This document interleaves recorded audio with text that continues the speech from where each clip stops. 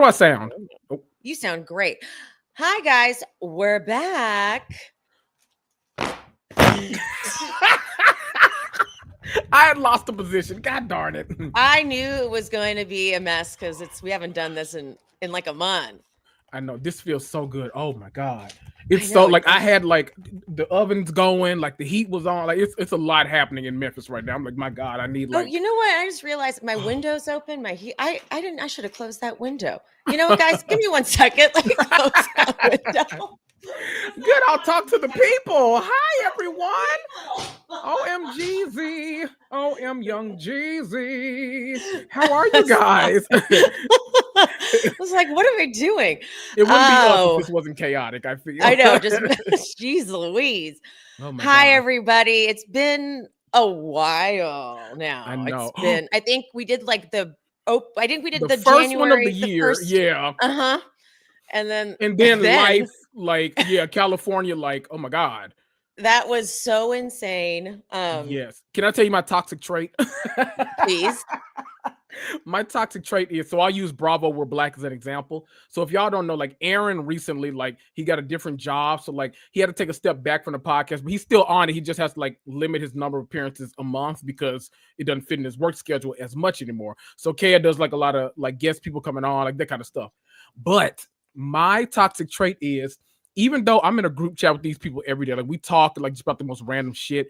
I was putting out a rumor. I'm like, y'all know they beefing, right? You know he can't stand her ass, right? Like just to like hype some shit up. And they knew I was doing it, but I was like, I don't know, I'm having fun with it. And so when people were like, oh my God, did you and Emily fall out? What happened? I'm like, I'll tell my story one day. I'm the victim. I'll tell you. Don't worry. I'm coming. Are the worst.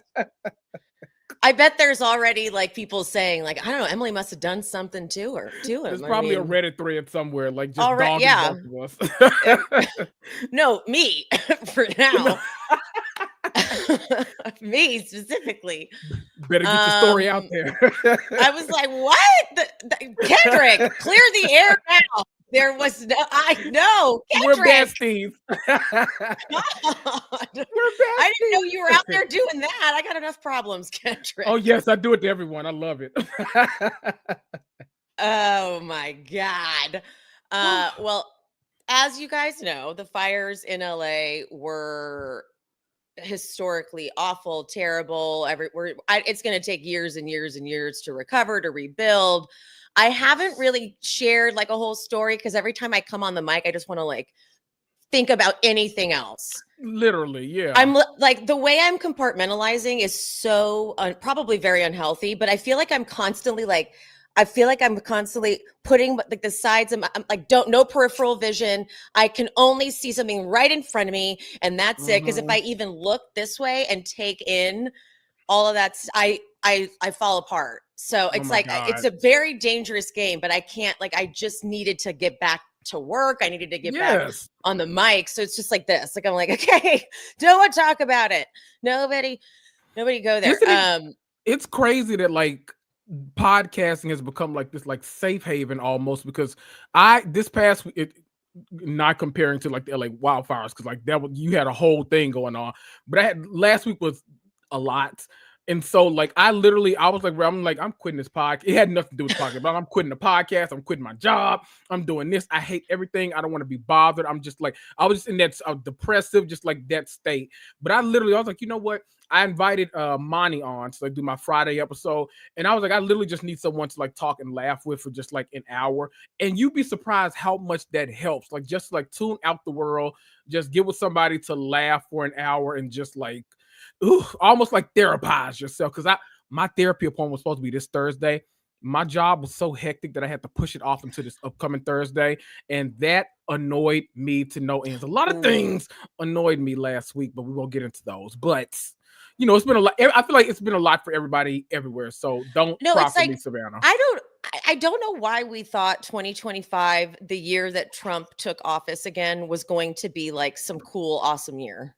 Right. Like this new Like, year, new me. Like, no, same I trauma. Jim forgot. Like, I Crow. really forgot that it was, but it's like, it's even worse this time. So it's just, I don't know what we were thinking with all that. Like, this is the year. It's like, okay, wait, this is the year to do, like, to also to do that, to just keep tuning it out and Yes. trying your hardest to not consume any of that content. Like, Yep.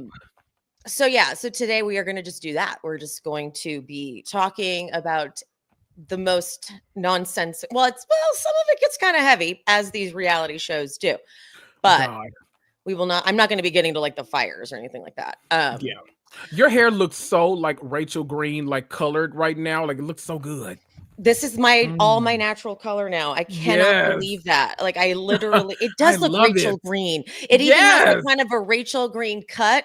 I did a cut to myself, and I was like, God, my hair is giving the Rachel, which I don't know if I like it, but I did such an extreme butterfly cut, they call it, which is what this involves is 2 ponytails that you have to put in a very specific direction. Ooh. And I didn't quite get the front direction right. And after I made a major cut, like I was like, this seems right. I put it down and I was like, oh dear. So then I had to like do another cut to kind of like blend it. So now I have these really short layers that I just don't really want.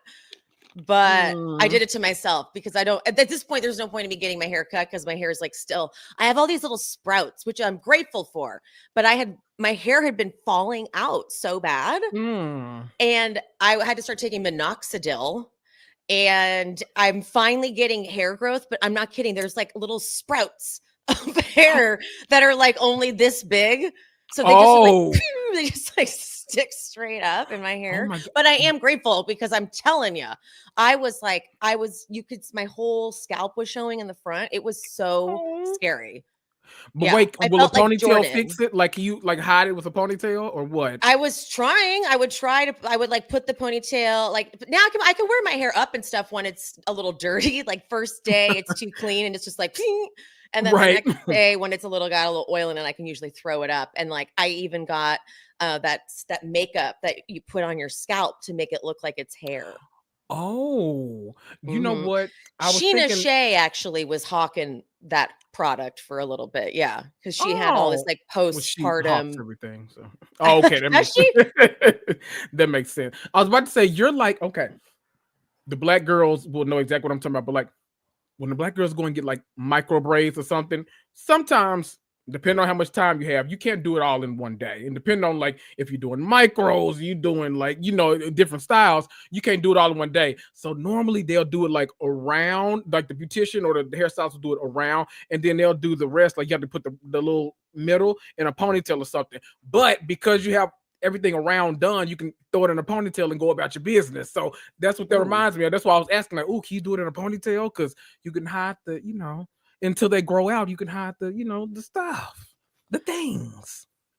Oh no, it definitely is not the same. I know exactly what you mean. I know exactly what you mean. But no, definitely not.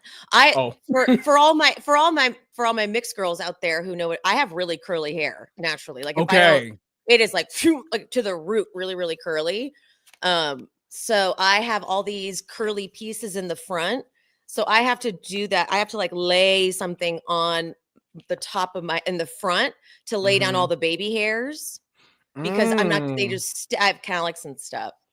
Is this entertaining? Sorry, guys. I went like so deep into this. I was committed to this. The first 10 minutes is always nothing related to anything. It's just us talking. Sorry, you guys. Okay. Now let's get into this nonsense. All right. Hey, first things first. Denise Richards has a new show. Now, I'm going to be the first to say I'm actually not like gagged and excited about it. Denise wasn't really my favorite. I'm a little uncomfortable with the way she's parenting and like how it's going to be on camera, and like I'm going to try to enjoy it. I'm only excited because I know Rinna and Kyle are like fucking bitch. I just know it. Because let me say one thing about Rinna. When she left the show, she thought she could plant enough stories about how she was getting her own show, like a family spinoff. But no one. So I'm not kidding. No one bid.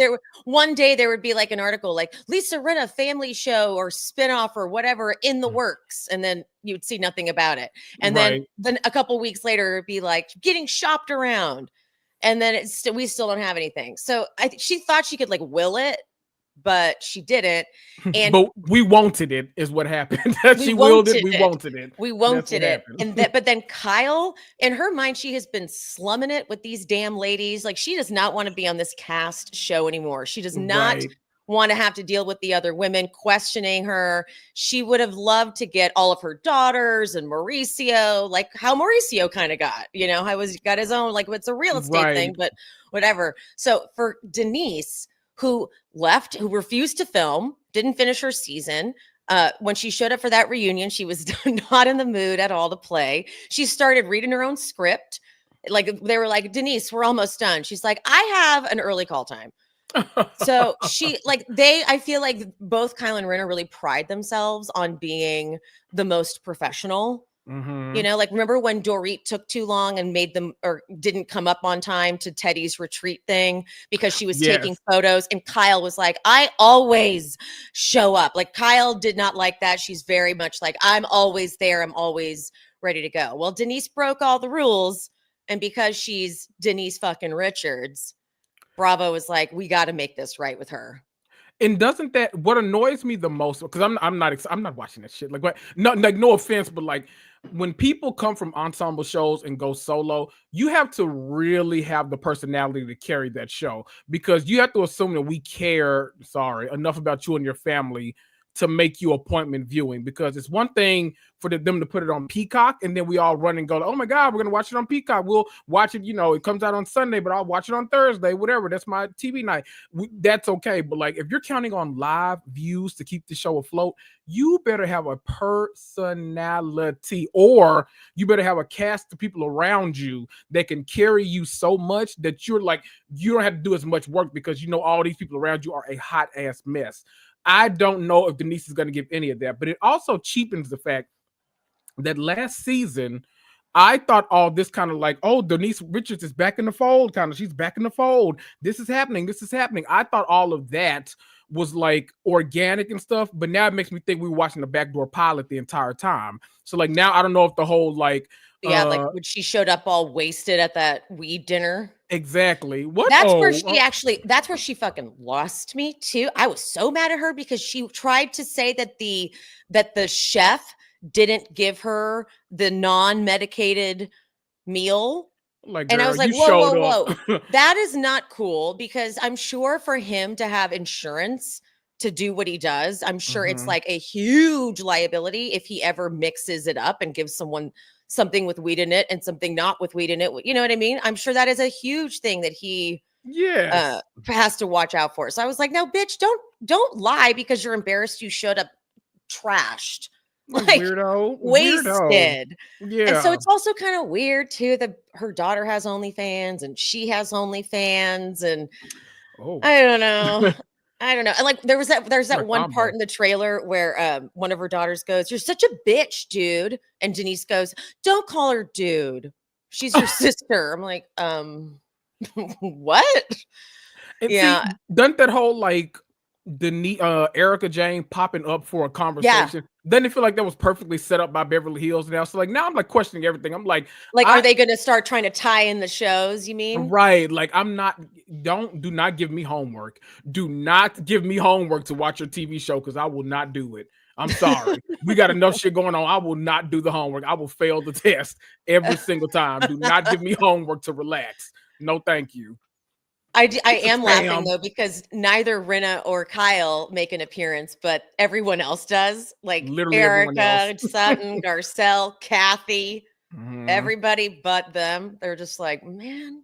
So that's the only reason I'm enjoying it. I'm like, good, as long as maybe Rinna's feeling a little slighted. Rinna's now been quoted as she's been chiming in about the show. I mean, she gets asked, obviously, but she's been saying that they're desperately trying to get Lisa Vanderpump back on the show. And I don't think that that's the case. Lisa is so beyond it now. She's got a show with Gordon Ramsay. Like she's never coming back to a cast ensemble show where she has to be held accountable and ask questions when she can go do shows, make even more money, and never have to deal with you bitches. Exactly. Like, forget it.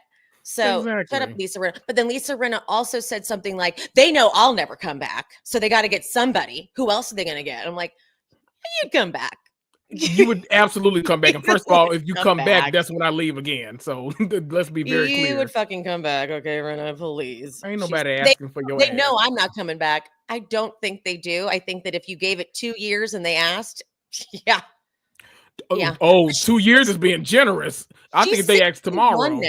She's 61, and she made a point to say on the same podcast, I didn't want to be a 60-something housewife, a 60-something-year-old housewife. So maybe she wouldn't come back because now she's said that. I didn't realize she was 61. That means Lisa Vanderpump's got to be around that too. I think so. I mean, they look incredible. Although Rinna did get that real bad filler that even she admitted was bad. Rinna was like, we got to dissolve it. Every time I see a picture of her, she looks from the like the plastic surgery to the clothes, especially to that hair, to that weird, like that weird friar tuck. Yeah. Like that's exactly what it is. Yes. All bad. So I bad. hate it. Somebody in the who was it? Evelyn or Eveline? I don't know. Evelyn. I'm gonna go with Evelyn. Said Lisa Vanderpump is too misogynistic for me. I never want to see her anything again. Completely agree. And I'm love that more cast members are speaking out about her misogyny and about how like horrible she is as a person. Because I mean, we've seen this for years. Every time any woman would go to her and say anything about a man, she is always, you can always count, you can set your clock to Lisa Vanderpump. You can always count on her taking the man's side and telling you why you as a woman are terrible. And it's like, Jesus. It's completely true. Look at the way she handled Vanderpump Rules with the Tom and the Ariana thing. Like she was so excited to help them go after Ariana. Like she was feeding Sheena stuff to be mad about, like the Dancing with the Stars thing. Like she was like, I know, right? She shouldn't even tell you. God. Like, stop. Yeah, no, Vanderpump agreed. Goodness. Okay, next up, this is probably just going to be a quick one. But the Orange County cast for next season was announced. Everyone has been asked back, including Katie, and they've added Gretchen. Gretchen is back. I think what I need to do is kind of maybe go back and rewatch some of Gretchen's seasons, like at least some episodes, because I don't remember liking Gretchen on the show. I mean, she's not the most likable, so that tracks. Her and Slade at a certain point got to where it just felt like they were on there just to market their stuff, and it's like, girl, go to hell. Like, we're not watching for this. He did like that fake, like big proposal with like a helicopter on a roof. But didn't she do it? Wasn't she the one proposing? It was all weird. Yeah. And then she cried really, really weird at the reunion because they like kind of didn't buy it. And she was like, like couldn't even talk. I was like, all right, I think you're kind of putting this on a little bit. Like, I just don't remember really liking her. So I get that the reason they wanted to bring her back was for the Tamra of it all. Yeah, absolutely. You know, they got to make a Tamra takedown season. I am just not concerned, but I just don't know if Gretchen can really do it. Because Gretchen wasn't like this most honest person. And there's all that drama with Slade's, did he die? Did his kid die? I can't remember. Oh, I don't know. He had one child from his previous marriage who is disabled and has all sorts of health things. And they talk about Grayson, that's his name. And Gretchen and Slade will often like post about it and elicit like sympathy. But the accusation from Slade's ex is he did, right? He passed. Oh, that's so sad. But Slade's ex was like, they don't actually support and take care of and help with Grayson. Yes, that's right. Which is really kind of gross. And so there's stuff on, there's like Slade is so gross. Like, I'm not going to be resold Slade as some cool guy. Right. Exactly. Okay, I'm sorry. Like, his stand-up alone, but without the insulting jokes, he was just bad. And like, for that alone, I'll never forgive him. I know. I'm actually ready for that brand of like person on these shows to go away completely. Like, I don't need him. I don't need the Joe Gorg. I'm sorry. All of the New Jersey man can go. Like, let's actually refocus the show to what like it used to be. Like, the men have always kind of like they started getting more involved when like Joe Gorga joined, unfortunately, because he's such a like media whore. But like, we need to refocus a lot of these shows, and like we can't do that if these men are bigger stars than their wives. Like, it just doesn't work that way. So we need to figure some stuff out. So if Slade's coming back to, keep him over there. Keep him over. I'll allow him one argument with Tamra. I'll allow that. One argument mid-season and then go away. Like, we don't need to at the beginning or the end. Just somewhere like episode like 12, 13, 14, somewhere around there. We'll allow it. But otherwise, no, stay away. Yeah, no, I'm kind of right there with you. I just don't want him to think that he's also coming back. Exactly. Which is what he's going to, I can't believe he's not. If he doesn't have that attitude, I will stand corrected happily. I would, let me say the best case scenario is that Slade really has changed. Is that Slade gets on, he gets mic'd up for an interview and he's like, I can't believe who I was before. I was just angry and I would be obsessed with that. Right. But that's not going to happen. Nah. Because the only reason they're bringing Gretchen back is to like drudge up past stuff and bring mess against Tamra, which Tamra's not afraid. I know she's not. Tamra's like, okay, that's fine. Because, Tamra is trash and she knows she's trash and she kind of owns being trash. And so Gretchen has enough on her too that she's like, I'll spar. We'll go back and forth. Max V in the comments just he said third time's a charm. I completely forgot Slade started as, wasn't it Joe? He started as Joe. Yeah, Lord Jesus. It's a far. Lord Jesus. That is a lot. My goodness. Third time's a charm. Okay, hold on. I got to turn my heat off. I forgot my heat was on. Okay. For y'all, okay, let me tell y'all why she's doing that. I have on an like a serum, but I'm actually super hot too because my oven is going. So like it's all the you're getting all the glistening today. So just I was telling him though, like you said, it looks like you have bronzer on. It looks like you put like a highlighter bronzer right on that cheekbone around this there. Whole thing. Okay. This whole thing right here. Yeah, I love it. Okay, so that's our take on that. Okay. The next step. Wait. Let me ask you interactive question, and it's on the spot too. So if you're not ready, it's okay. They've now brought back Alexis. She didn't make it. They've now brought back Gretchen. She didn't make it.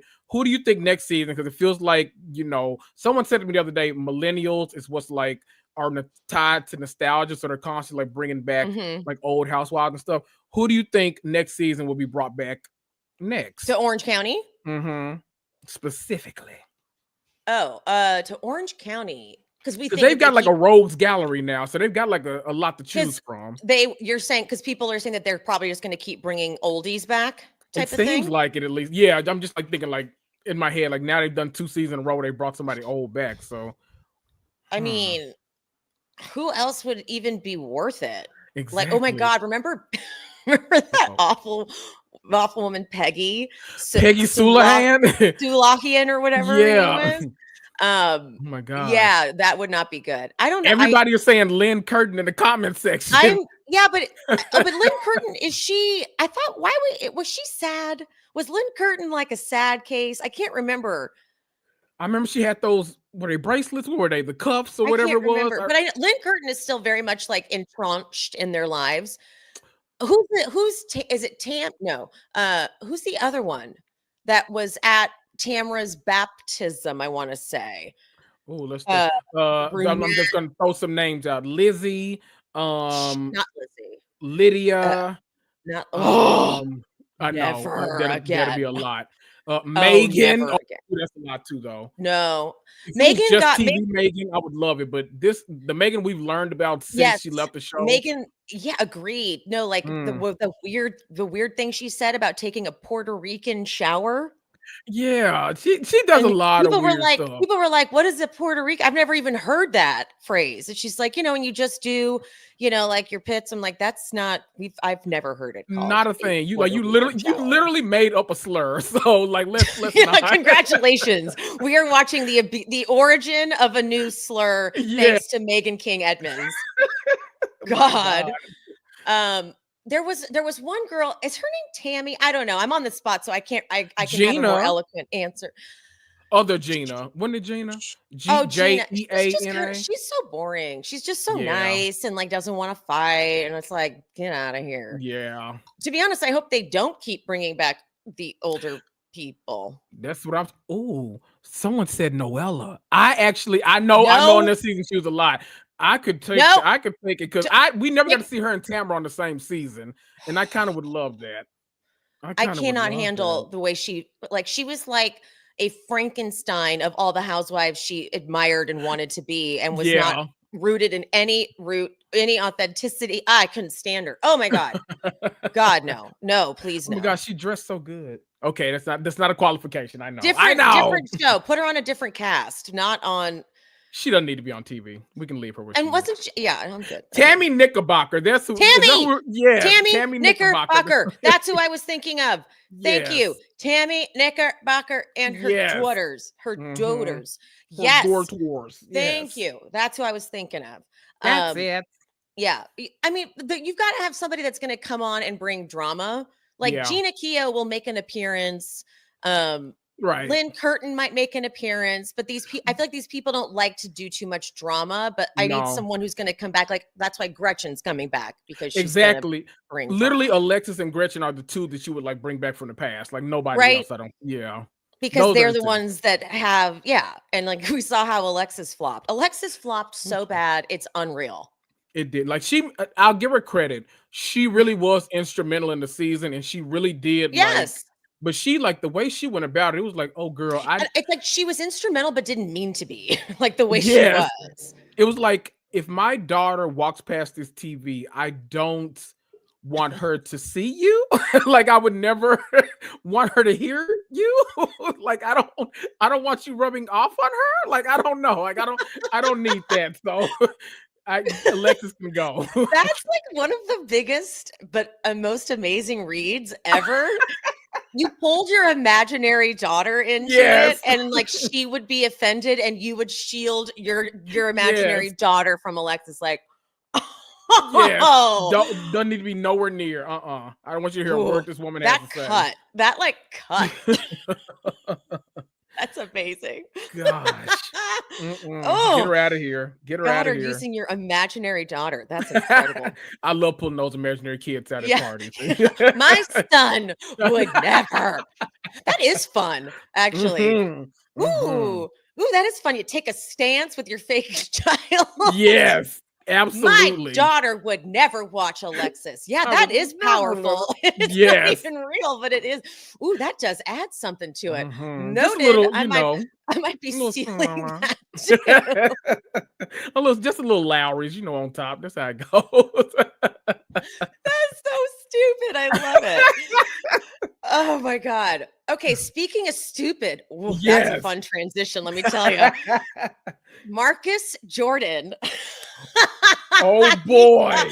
Dude, what's so bad is, as we've stated many times, the photo of him doing the coke was just so incriminating. So when I read the headline, arrested for DUI and possession of cocaine, I was like, oh well. I mean, like Avi. Like, duh. So let's watch. Now, look, this is no Karen Huger DUI level video, because I don't think anything is topping that. At least for us, the Bravo community, we're like, that will forever be burned into our minds. If an imaginary president is not involved, keep it, okay? Yeah, right. So here is his DUI. You can just hear the slurring right away. He's on a train track, by the way. He's driven onto a train track and is stuck. Trains come by right now, right? No, I know. That's why I'm trying to get the fucking better. We thought she just rolls the window up on him. He's like, I fucking turned onto the train tracks apparently.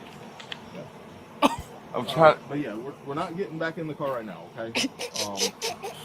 The reason why, so yeah. Keep your hands in your pocket. Look at the There's car. nothing in my pocket. That's all. We'll pass you down real quick. Put your hands up. Oh, man, you know, Look at her. I'm Marcus Jordan. I'm Michael Jordan's son. I'm not doing anything wrong. I'm just trying to get home, and I made a wrong turn. Okay, and clearly, we would just like to get our car off of the fucking train tracks. Ooh. Which we were not trying to be on. Why is it We're there? not trying to be on. I mean, I'm just saying, if there's 6 of us, We could just back my and car out. we throw this thing in reverse. I've already got concerns for your level of impairment anyways, okay? So that's why because I can smell alcohol coming from you, and you're on train tracks, okay? So Come on, man. just listen to me. You're on the That's why I train want you tracks. back behind the wheel anyways, okay? I'm fine behind the wheel. I just would like to get my car out of We'll this. deal with that after this, okay? We'll deal with that after this. God. But that's why I had to get you out of the car, okay? Because I hear spinning tires, I hear slurred speech from you. You're driving on train tracks. and I'm you're not stuck. slurring anything, and As he slurs. Right. I'm letting you know. I have concerns. I'm not slurring Well, anything. For I your level of appreciate impairment that. Driving a vehicle, I can't let you back behind the car and drive a vehicle. I appreciate your concerns. Yeah, I don't want. But you to I be- am not inebriated. I'm Juliet, not 635 anything that 550. cannot drive home. God. All right. Now, though, hold on. For some reason, TMZ doesn't have the full footage, so they talk you through what happens next. Oh my God. sobriety tests, and He failed. was By the way, charged he with failed cocaine 3 possession. sobriety I tests. don't know Any name. any Field, name dropped, field. which is not a crime. It just looks real bad. I don't know whether or not he actually had any cocaine that night, but what we learned about his ride to the police station kind of makes me think maybe he did. But here's why. So he's in the car, and in the body cam, you can actually see and hear what the officer had on the radio. At one point, he actually had Eye of the Tiger on. Well, Marcus apparently wasn't down for any Survivor because according to the police report, this is what he told the officer. Can't you play some holiday music or some blank? Play some Mariah Carey up in this bitch.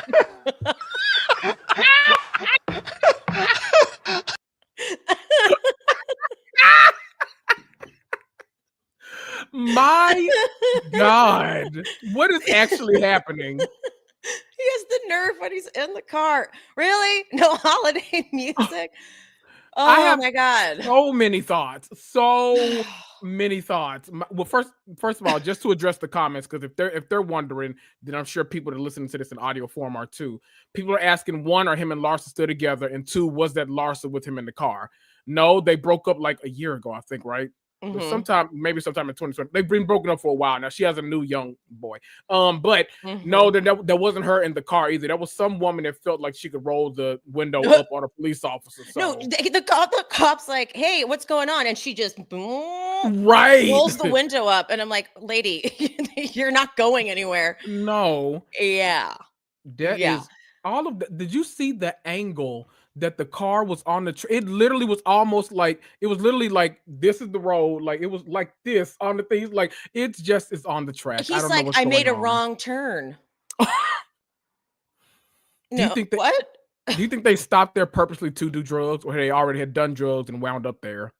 I feel okay. I'm gonna guess that he's like, should we ride on the train tracks? Let's go down to the train track. Let's see if we can ride on them or something. I don't know. Grand Theft Auto 6. I don't know. I feel like it was something to like be cool in his car, maybe. But then his car gets stuck, and like then they probably had that car probably had like flat tires because that thing was on a track like that. It was stuck as hell. Also, someone said, "Oh, I saw Evelyn. I saw what you said. A little sexual stop." I don't know. I feel like he could just do that at home. You know what I mean? I feel like he could just or but you know, people like the voyeurism. You're right. You're right. Yeah. You're right. But I feel like to take your whatever the hell car that was, like not some big off-roading vehicle down to the train tracks was not your best move. That was like a Charger. Yeah. And they're like, we have concerns. He's like, I appreciate you have concerns. As I think he thought like he could say, I appreciate your concerns, but I'm fine. And then they would just help me get my car out. Like, right. You're asking them, you're going to throw it in reverse and you're asking all of the cops to push your car. Right. He's That's like, what you look, think the cops are going to do right now? he's like, look, there are 6 of us, okay? If I'm doing the math right, we can move this car. I'll put it in reverse and you just push it. No, sir. Which also means he was including this woman in heels and a mini dress to be pushing this goddamn car off the train tracks too, by the way. Like, no, this is not happening. I'm sorry. Oh my God. The fact that my like initial thought was, I wonder what Michael Jordan is saying right now, because 100% for him to throw his name out there so fast, like, damn, like that's gonna be the first thing the cops say, like, we got Michael Jordan's son, we got Michael Jordan's son, like, goddamn, really? Like when he dropped that, it was like, I'm Michael Jordan's son, so let me go. Like, you can't touch me. It's like, no, all you did was just give them their headline. Exactly. You could have just said Marcus Jordan. You didn't have to say Michael Jordan's son. You are just disrespecting your father's name. I'm sorry. Because Michael Jordan is like, not only was he a great player, he was known for his discipline. Yes. And so that we all watched the amazing documentary about him. Like, you are nothing like him. Oh God. And you just reminded me of Tiffany Pollard. The quote of hers where she goes, and she is nothing like that. She's nothing of the sort. Yeah. That's exactly what you just Stupid said. Gemma. I think a line I say literally daily. I'm not apologizing to that old bitch. Absolutely fucking not. The most quotable person on this planet. God, Ever. how do you not love her? But that is literally how you just said that. He is nothing like Michael Jordan. You know what I say daily? Like him. That's so random. When her and Teresa, well, it was mostly her argument. When they got in that argument on House of Traitors this past season, and she just walks in the room. House of Traitors, you know House what? of Villains. Oh, House of Villains. She's like, you know what? Fuck you, Teresa, you bitch. And I was like, oh my God, I say that out of the blue every single day. That's the problem with Tiffany Pollard, is if you are on a show with her, yes, there's no way you don't hate her because she's insane. But as a viewer, like when I hear about Celebrity Big Brother in UK with her on it, they wanted her gone so bad, but the audience was like, oh no. Like they were like, no. She is too damn funny. But like everything that comes out of her mouth, like the way she even like on Flavor of Love, she's like, Beyonce, you look like Luther Vandross. Yes. Like, it's too quotable. Everything is too good. I also, you know what? I know. I was like, wait, Marcus Jordan. Yeah, Marcus Jordan. You know what else is crazy about this? Dropping his name. I mean, he probably wasn't in the right mental state. Clearly, anyway, right? Yeah. But that's crazy to throw your dad's name out there, because obviously they're going to use it, like you said, as the headline. They're not going to say Traitors season 2 star Marcus Jordan. Like, no, I'm sorry, that's not happening, buddy. No, you did not just say that. Not happening, bro. Sorry. We forgot you were there. So that was hysterical. Traitors season 2 star. Peacock's very own Marcus Jordan arrested for cocaine possession. They're like, who? Right. Who is that? Well, so that was fun. Okay, wait. I'm actually really excited to talk about this because it's been so Wendy Williams. Yes. Like, this is a big deal. Yes. Right after the headlines came out about how Wendy Williams was deemed like basically incapacitated and being sent to a facility, she called into the Breakfast Club. Yes. And just the fact that she was able to speak coherently was like, well, now wait a minute. Yes. Oh, like, because it's just the way it was presented to us was like she isn't even able to function and speak or anything. So that was confusing. But she said that when she said the words, I don't have frontotemporal dementia, that word is so, like, just her being able to say that word. I'm like, okay, yeah, I don't believe that she does if she's able to like talk through it like that. Her niece called in as well and said that there's no sunlight. She's just in a room. She doesn't even have a proper phone, so she can't scroll and look at anything. Jeez. And so Morrissey, what's her name? Sabrina Morrissey is her court-appointed guardian, which really freaks me out. The court-appointed guardian. Right. So that's usually supposed to be your like, I know, not like objective guardian, right? Isn't that how that's supposed to work? Supposedly. Right? But I forgot that she sued Lifetime over that Wendy Williams special. Now, Wendy Williams said she saw it, but she's like, it doesn't make her not want to work with Lifetime, which means to me that Lifetime might be like wanting to work with her. And she's like, I'll take anything at this point. But it really feels like they are keeping her hostage, like in a Britney Spears, so that they type can of spend way. her money. Yeah, what the fuck? It's crazy. Like she's been We doing need free Wendy. Free Wendy. We need to start the movement because I will say, she's been going about this, which actually makes me like give way more credence to the fact that she's not incapacitated. She's been going about this perfectly because on every single call and interview, she has her niece Alex right with her. Yes. And so in case she does like slip up or forget something, she has Alex right there to like jump right in. Because she's like, tell him, Alex, and then Alex jumps right in, knows exactly what to say.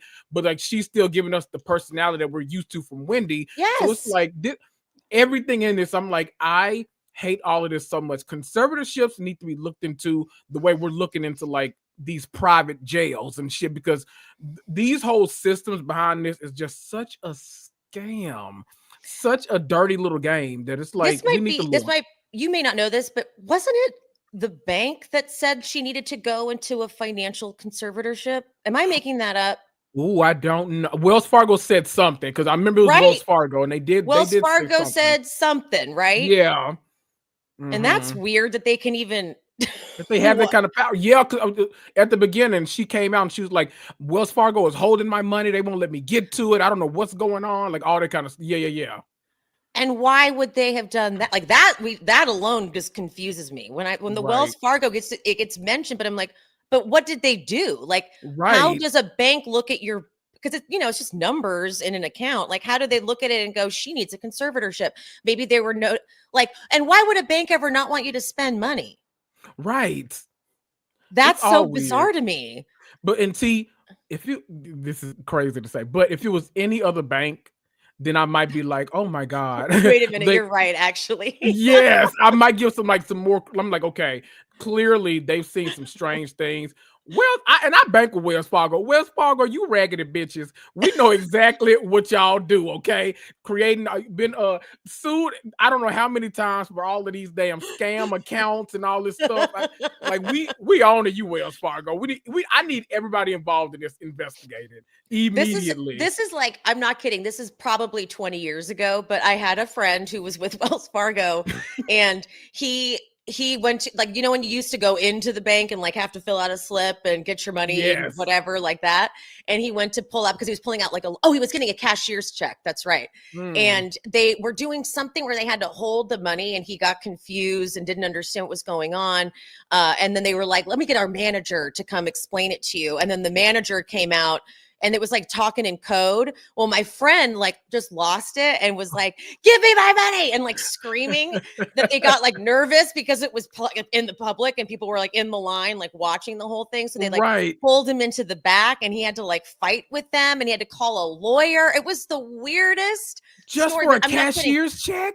It was something about holding his money. Like he was the kind of friend that saved money from like growing up and like getting birthday money and shit. So he had a ton of money. Mind you, this is 20 years ago. So I was in my 20s. We were all very young. Yes. And he had like $10,000 in his account because he grew up rich, clearly. I'm saying that out loud. And he was clearly from a rich family. Yes. And so he knew he had plenty of money for the cashier's check, but they were like, oh no, the funds are like some sort of hold. We can't give you the cashier's check for this amount. And then it became a whole thing. Yeah. And it took him a minute to get it together, but it was a whole scene. But that was like, again, so long ago. But yes. I bank with a credit union because I'm cool like that. I know that's right. Because Sarah Silverman told me to do it. Absolutely. My sister's all about credit union, so she got me into the one that she's in too. So I was like, you got to have a couple different situations. Everybody listening, you got to have a couple of different situations going on. Don't put everything keep it all everywhere. in one thing. You got to move it around just because it's scary. When we've seen it happen so many times in our lifetime alone. Yes, we're absolutely. Like, there's a news story where people are like outside the bank, like, give us our money, and they're just like, oops, no. Like, excuse me, I need my ducky. No.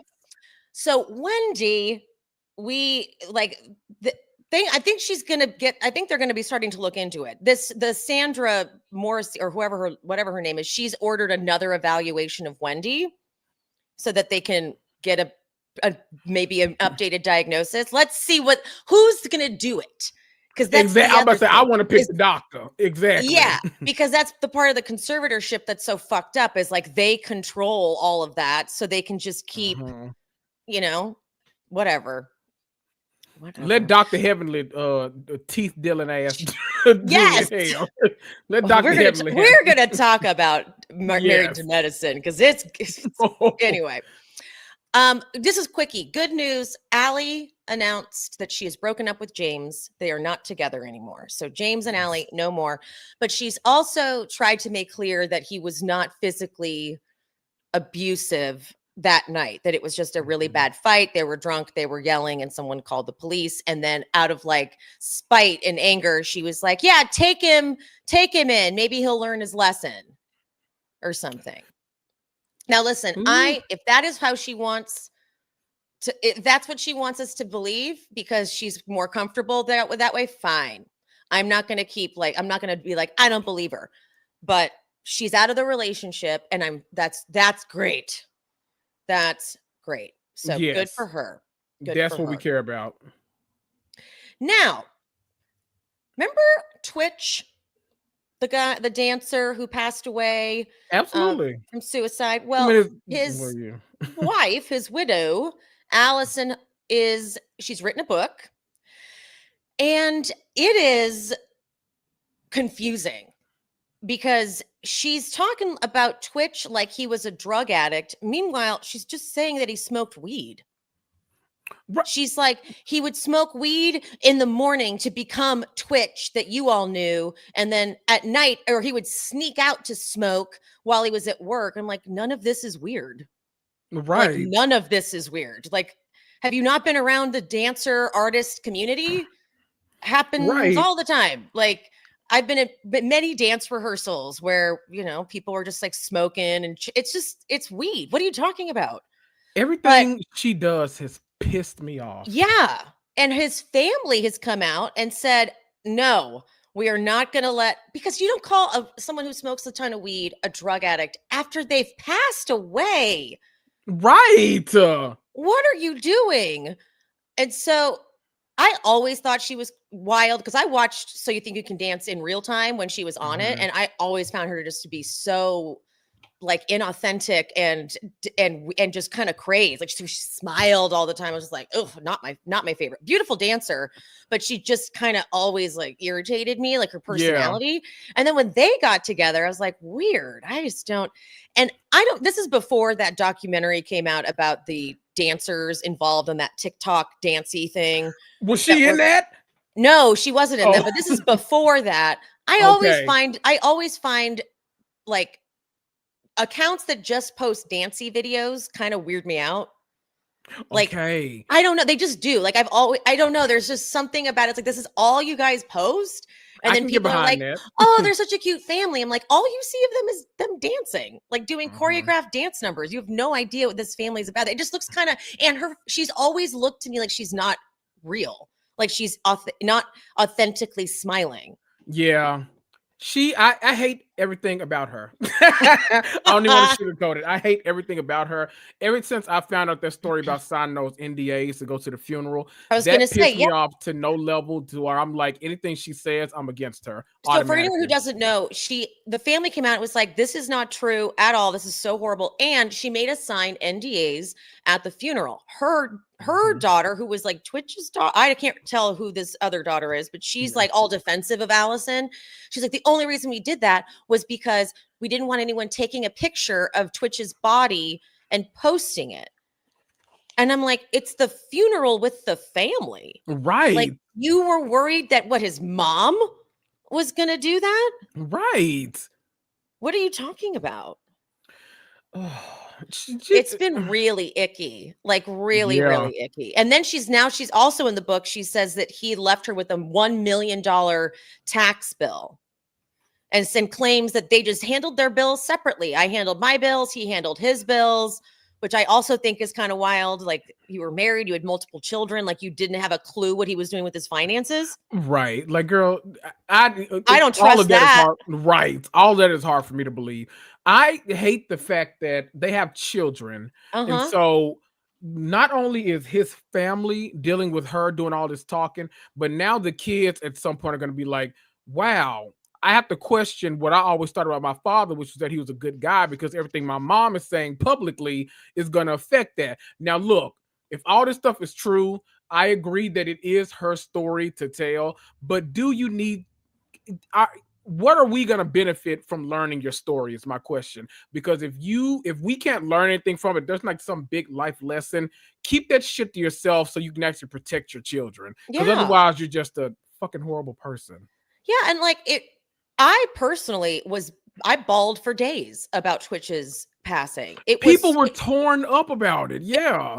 Because like, he meant a lot to us because he was on So You Think You Can Dance. We watched him grow. Then he was on Ellen. Like, it felt like such a huge shock. And then for her to like try to drag him. So at first, all I saw was the headline. It was that she discovered a bunch of his drugs or something. Now, I haven't read the book, so maybe there's more in there. But there's a big excerpt that Page 6 released, and it's all about how he was just smoking weed. And I'm like, well...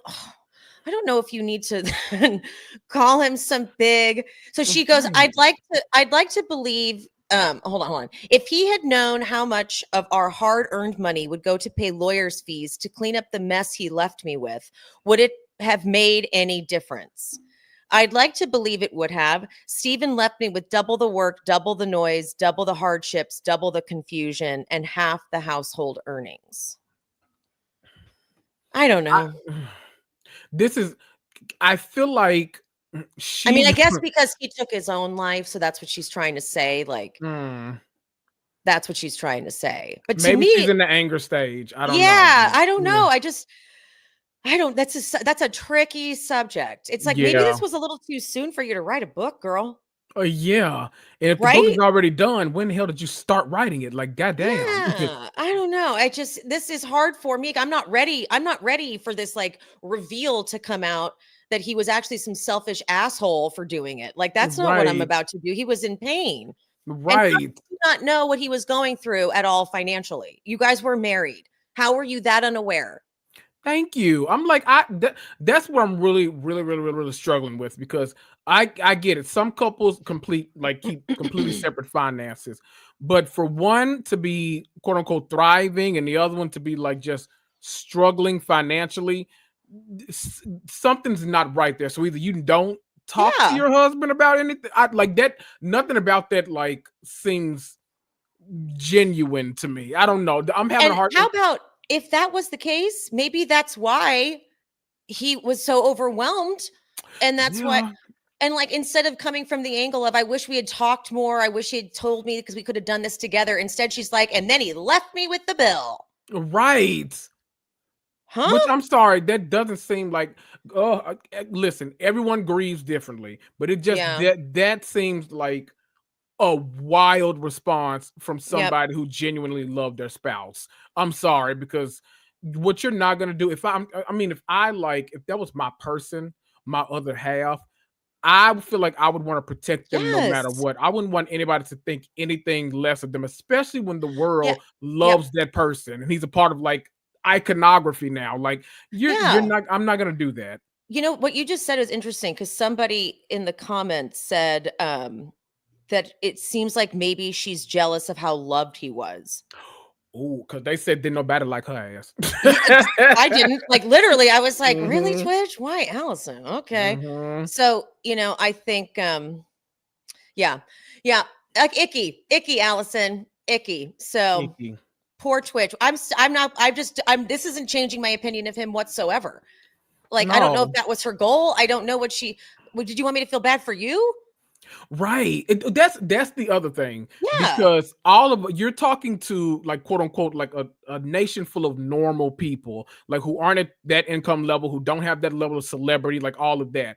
You're talking to us and you're wanting us to like relate to you with, oh, me and my husband, we both have big bank accounts and we kept them separate and all like this kind of stuff and this and that. And it's like, girl, who are you? Like, who is this for? Who in Yeah. the room is this for? It's not for me. So, like, Right? what do you It's want me almost to like do? she's getting ahead of something. It's like Right. she's like, God, his finances were so bad, right, guys? His finances. I'm like, were your finances bad? And now you're trying to blame him or something. I don't know. Right. The book came out way too soon. I'm so sorry, girl. Like, I was Yes. confused that this book was out. Mhm. So yeah. So that's our stance on that. There's a million other things she could have done to like you. I Exactly. don't mind you writing a book, but there's a million other ways you could have gone about it. And any good publisher, honestly, would have told you that. Agreed. Jeez. Agreed. Now I'm so excited to talk about this. I've been dying. Kendrick and I've touched on this slightly via text, but Karen Huger. Woo! So instead of going to the reunion, Mhm. suddenly, right before the reunion, she decides to check into rehab. Yes. And you can't argue with it because it's like, oh, okay, interesting. The She had hell. a long time to do that. She had a long time to do that before the reunion. Mhm. Would have been real powerful if she had maybe gone to rehab and come in with a fresh perspective, or maybe not even gone to the reunion, but she'd already been in the rehab and worked out like an interview one-on-one with Andy, maybe. Yeah. I would have accepted that. Mhm. But the fact that she thought all season she could say, when the footage comes out, I'll be redeemed. And then the footage comes out and she's the opposite of redeemed. It's like we are now second guessing everything. We're thinking of all the times that she's tried to be like, Ray, you don't love me anymore. And I'm like, yeah, I bet he's had to bail you out of shit left and right. The way He was at the scene, like making up stories then. And it was like he have done it a million times too. He's like, it sounds Mhm. like you were driving, you maybe did this and that. You know what I mean? Like he just knew this is a practiced experience. I'm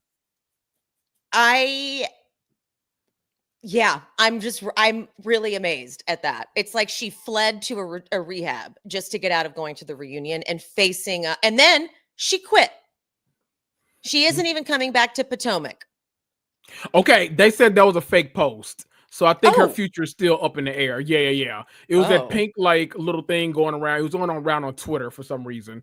But it never Oh. came from Bravo, never came from her account. So like I think her status now, whether she does quit or not, I think is up in the air. I think she's definitely still could. I also think that, can I tell you, I also think she might get some prison time. So I think Right?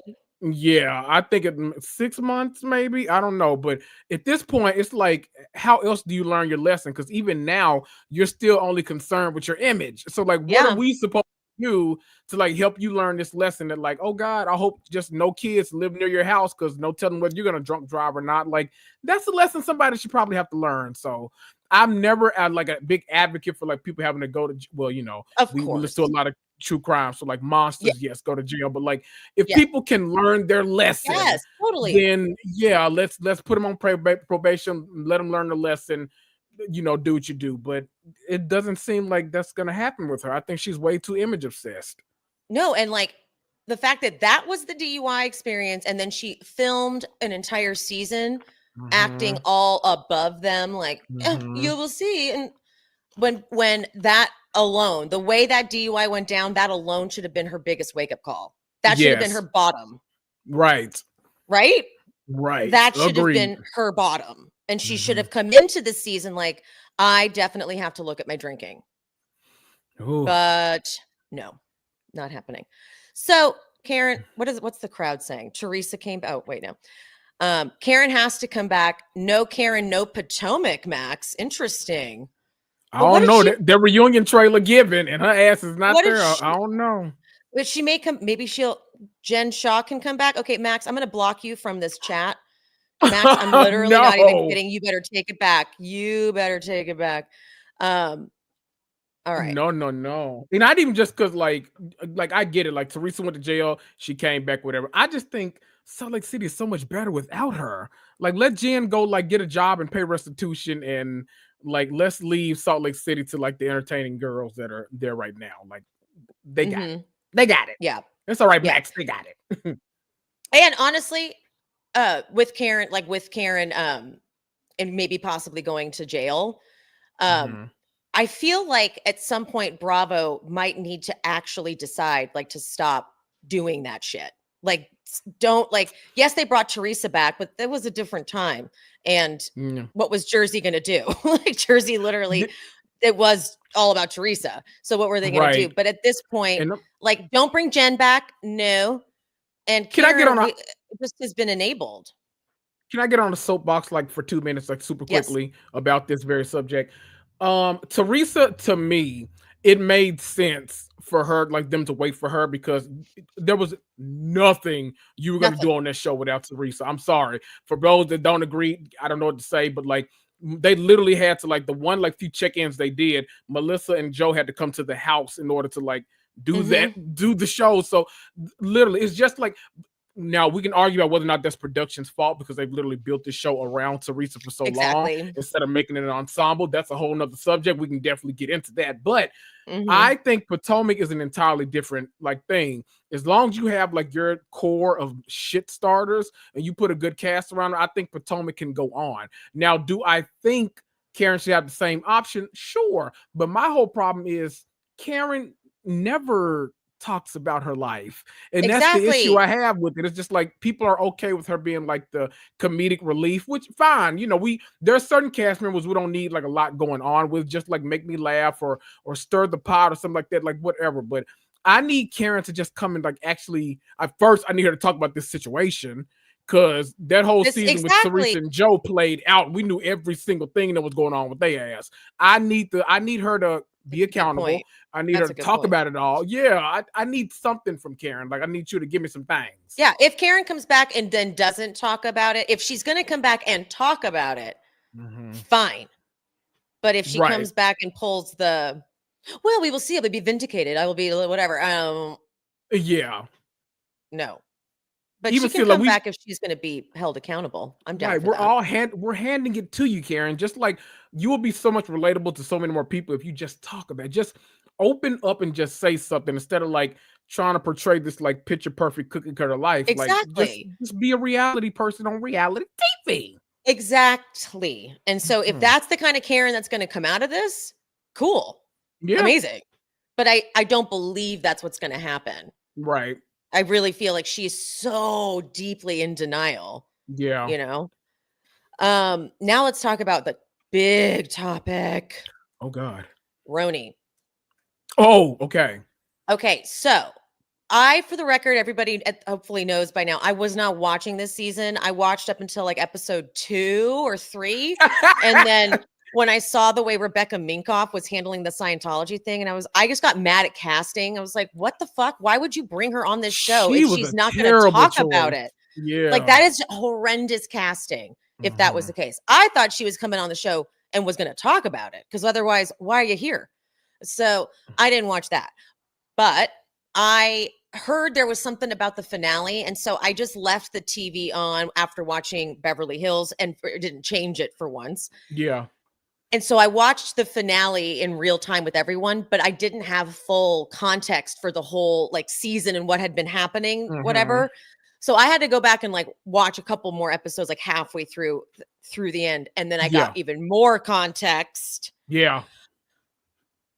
I don't know how Brynn recovers from this. And I don't think we want her to. Yeah, because that reminded me of, like, someone when they're really young at, like, a party, like, not getting enough attention over something, and then throwing something out there that's so extreme, because she admits that she was, like, drunk that whole day. And so she looked wasted and said something like, Ubah knew that. Ubah knew I was raped. And that's the first time she was saying it to the whole group. Yes.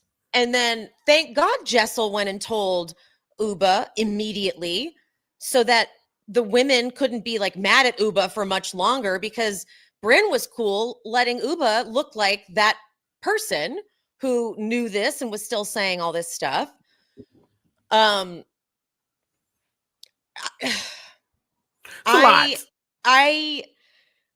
not saying I don't know if I don't believe Brynn's story. I'm just about like what happened to her. Like I'm not saying that. I'm just saying the fact that she busted it out in that moment. You mean in terms of like Ubah knowing? Yeah. No. Well, also like I believe it. She was assaulted. Yeah. But I don't know if I believe she ever even said the word on the phone with Ubah on a call. Oh, yeah. Same. Ever. Like how she's like, I said it like among a bunch of other things. I was just like, oh my God, it's been this year. I'm like, I don't believe that you ever said it. Mm-mm. And in this moment where you were like, and I told her I was raped and she knows, you blatantly lied. Absolutely. Like, I don't think there was ever a conversation wherein you would have thrown that amongst a list of things that have been whatever, and Ubah missed it. Right.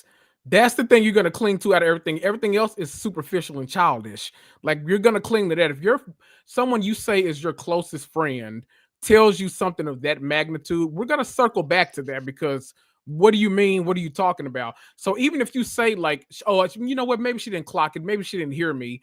Like, that's a big thing. You're going to either say it again, or like you're going to think that she's a bad person for not saying anything about it, like for not wanting to address it. So to me, none of that makes sense at all. Like, it was all just weird. And so that's dangerous. Oh, yes. Right? Oh, like, oh yes. bad. Like, you just said that because you were trying to like make them more mad at Ubah. And I'm going to say, I'm not the reason I don't like really enjoy RHONY, because as much as I'm on Ubah's side in this whole thing, Ubah can drive me nuts. Yeah. The way she was talking about Puerto Rico and then not even getting it at the reunion, I was like, Ubah. Yeah. Come on. And it's frustrating. So like, I'm not saying Ubah wasn't doing too much with Brynn, and it was kind of going too far, and she knew she was pushing buttons and stuff. But for Brynn, because I think it really felt like Brynn was just trying to get them to be more mad at her. Yeah. And busted out a blatant lie. And then had to figure out like, well, no, I said it one time when she called me, like she had to come up with a time that maybe she could have said it. And that's where it's really, really scary. It is like, it's a lot.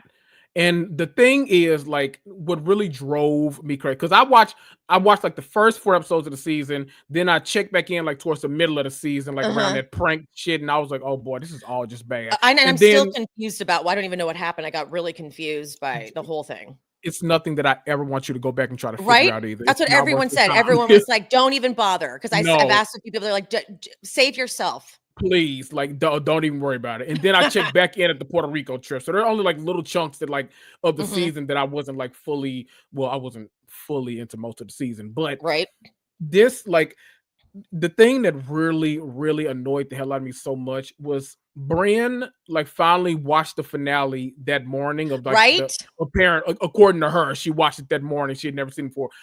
They're believing her. And I think that changed the entire way she was going to go about addressing this. And so now she went into that, when they talked about it on the second part, she went into this whole kind of thing of, okay, I need to make sure that no matter what, I'm presenting myself as a victim. We all need to like refocus, and let's not address the whole like me versus Ubah like phone situation. Let's just address the fact that like this happened to me, and let's focus on this. And that's when we get into territory where it's like, okay, now you're using this to like hurt other people instead of like because you can be using this to like educate others, or like say this happened to me, like being an advocate. But now I feel like it's being hurled at another person to like truly mess up their like I mean, it could hurt like her money making ability, her reputation, like everything. And for someone that says like so concerned about, oh, you know, I don't want him to see you as the angry black woman. I don't want him to see you as this. He'll marry you and all of that. It's like, well, you hurling this huge accusation out there about her, I don't think it's gonna really help the way people see her. So I don't, all weird, and it only can come from somebody in her kind of situation who like can say, oh, I'm a black woman, so it's okay, but then can jump on the other side. Yes, can jump on the other side whenever it benefits her. And it's like, oh girl, you gotta get the fuck out of my face. Like I'm sorry, you gotta go. I don't see a world where, even for some reason, even though they were like hugging and apologizing to her during the reunion, I don't see a world where anybody would want to even film with her. Like I wouldn't, even if I can get past all that, who would want to like always be on eggshells? Like, what is she gonna lie about and say about me today? Like, nobody wants that.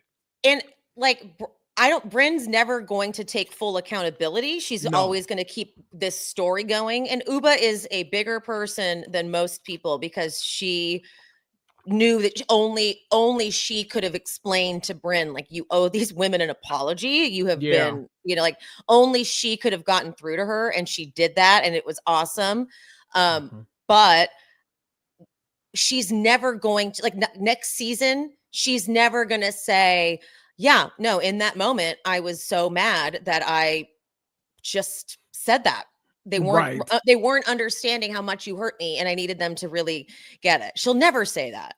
No. Yeah. That's not her MO. Speaking of the reunion, when she walks into Jessel's makeup room in the beginning, and she's like, "So we're cool. Everything's cool, right?" Like, no.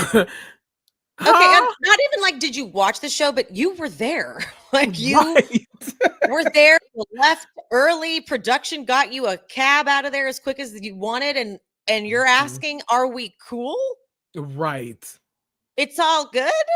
No, ma'am. No, and that is she, you know, she has a history, her upbringing, all of that. It's like she's obviously gotten really used to like disassociating. Or is it dissociating? I always say it wrong. I always say disassociating, so that probably is wrong too. Dissociating, yeah. Probably. She can do that really well. Like the next day she's like, hey, like back to her like little baby voice self, and like, oh my God. And the producer sitting there right with her too did not sit well with me. I know. That really annoyed me. I think about this a lot with producers. They have a weird job. Yeah, true. You know, very true. They really do, because no matter what they may feel about that cast member, they still have to like make the TV show. And so they probably have to sacrifice morals a lot. Yeah. And that's tricky because I'm sure, like, I thought the exact same thing. I'm like, I don't like them sitting and indulging Brynn like this. Right. But they probably just are like, we have to. Like, if she's asking for all of us to sit and be with her, like, whatever.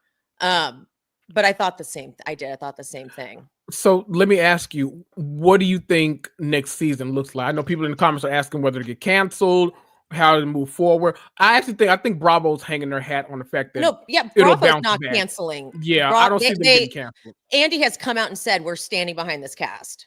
Like, we're, because he went on his, at least I saw it on Threads. Like, I think he posted like something from Radio Andy saying that we like this cast. This is what we're building around. We're building RHONY around them, whatever. What I just find is that they're all too careful. Even Jessel won't say a word in her interviews. Yes. Oh my God, it's exhausting. Every time they cut to it, she's so careful, and I don't get how they build on that. They're all so concerned with their image. You know me, this is probably a controversial take. But my favorite of the ladies is actually Sai. And I think the big problem that happened good. I think the biggest problem though that happened this season was that all of them, because Aaron was I thought Aaron was like a great villain last season. I actually thought she was like one that can like unify them. They can all like get her, you know, so I like that aspect. The problem was they all did that Dorit shit when they first season, oh my God, you're fantastic. They started reading those comments, and now everyone, I'm in therapy, I'm changed, I'm so good, I'm boring as fuck. And so now they all come on here, and it's like, so nobody's gonna check Brynn? Like, because if season 1 Sai had shown up with Brynn doing the mess she done, it would have been a different ball game. But Sai now in therapy. Sai now is like, oh God, these people like talk about me so terribly. I'm the true villain. I need to change. Nobody wanted to like take that role of like realizing that the villain is so necessary on this show. And like, I think everybody. Brynn. I think Brynn wanted it. I know, and then she went way too far. Like, girl, yeah, who wanted you in that role? Like, Brynn thought like, I'll be the one to always be making something happen on the show. Right. So she just like, anytime I'd catch a clip, it's like, God, she's just trying so hard. Self-producing at an all-time high. Constantly. And I think a lot of them don't want to say anything about the other because they're all friends and they're all really sensitive. And like Jessel refused to talk about like Ubah barely, or refused, like, they're way too aware of how this is going to come out and what they're going to have to answer for. They want backup when they get called out on shit. That's like the big thing. They all want to like feel like they have somebody on their side. So like, even when they like screw up, someone to be like, but you know what? She's not a bad person, or she's this and that. And this, you know, I don't want y'all to think that done. It's like, get in the paint. Like, y'all got to get in the field and work. Like, it's not going to work if you don't. So the thing that scares me is all of them are my Roku like that, you know, that random like Roku like screensaver that comes by and like shows you shows. There's one I'm gonna mention after we get done with this. I'll remind you. The thing that scares me the most is that like this is gonna be hard to like cast around, because one of the easiest things to do is to be like, oh my God, the fans love her, or they love her and they love them. And it's like, yes, we the fans love Jessel, but like also, how are you as a producer going to get Jessel to go to the next step of being on a reality TV show next? Because we can like her, we can think she's, oh my gosh, she doesn't know how to ride a subway, how hilarious, or oh my gosh, she's wearing a ball gown to this, how great. Okay, I'm bored. What the hell else are we doing next? So it comes down to the fact that you really have to decide, because I mean, I'll say it out loud. Nobody else wants to say. I'll say it. Jenna Lyons can go too. Like, we can get rid of it. We can trim this cast by a couple of people and then rebuild around them. I say keep Sai, keep Aaron. If y'all are attached to Raquel, I'm not too attached to Raquel, but I see like what she brings to the show. Yeah, it's like, so bring her back. That's 3. If I had to pick another one, then Jessel, then fine. Yeah, Jessel can come back. And then you got to get 3 new girls. Like Jenna Lyons can go, Brynn can go, for the sake of like, you know, keeping it even, because I think like Ubah would have a hard time next season too. You got to get rid of Ubah too. So Ubah, Brynn, Jenna Lyons, they can all go, and then those 4 stay. Put 3 new women in there, but you got to listen. We got to get back to the days of like making housewives audition. Don't just say, "Oh, she's a name, put her on there." No, exactly. Let these girls Rebecca film. Minkoff. Yes, let these girls film with each other for a while and see who's actually like, oh, this is gonna be an insane thing to say, but see who shows up and who's your Aviva Drescher, who's coming on just like so unlikable and so like insane and all this, that you're like, you know what, this is a reality TV goal. This is who we need. Let's get this person, that one, and let's throw them in the mix and let's drive these girls crazy and let's actually make a show instead of, oh, these are 3 nice new personalities. They might work. They might cause some stuff. No, they're not. No, they're not. I'm sorry. They're not. And this is maybe a hot take, but I really soured on Pavitt this season. Yeah, me too. Or like, I already was on the fence. Like, I thought he was funny last year, but everything I've seen from Pavitt, especially the way he handled it with Sai. Yeah. I was like, I don't like this. And I don't like how he's so proud of the fact that he doesn't do anything for Jessel. Yeah. He thinks it's so fun and adorable of him that he doesn't give a shit and want to celebrate her. Yeah. Stop. Like, that's not something to be proud of. You should be embarrassed. Okay. Right. So yeah, I kind of soured on him. But okay. That's our take on that. Now let's talk about Married to Medicine. Okay. I'm a little behind, but you know, I watch all the clips on the show. Oh, you are? Okay. Okay. Yes, so okay. I hadn't been watching because I wanted to like let him pile up. Yeah. And so I think, as much as I know Dr. Heavenly starts a bunch of shit and is crazy, I think this is her best season so far. Oh. Because she's kind of calmed down. So like I can hear her jokes more. And like I'm sorry, the reunion last year, her moment where she's yelling at Sweet Pea, she's like, oh, that's right, you come over here, Jackie's gonna fuck you up. That's right, go get her, Jackie, go get her. Yeah. Like, she was comedy at that day, and I was like, okay, see, she's in her bag now. I feel like she's exhausted all the your mama stuff. She's maybe will finally stop and is just kind of showing us the funny a little bit more. I don't know. That's but always where Heavenly should lean. Yeah, she exactly, because when she goes to like the cruel side of things and whatever, like her mouth is gonna always get her in trouble, but like she can go so far. Yes. And if I had to pick, because I know Contessa and Heavenly are always gonna be like the war, I would go Heavenly if I had to pick someone to come on my screen.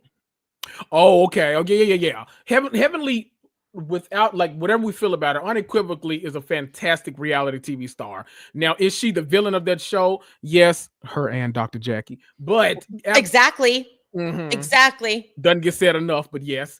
Like literally, Heavenly is a fantastic, like should always be on TV. Like that's, but they definitely need a Contessa. Since they're not bringing Mariah back, but they need a Contessa to check her ass, because Heavenly says some off the wall, like dangerous shit about people too, and Contessa straight up squared up with her, and Heavenly was running, like she's like, I want no part of this. Yelling for security. Yes.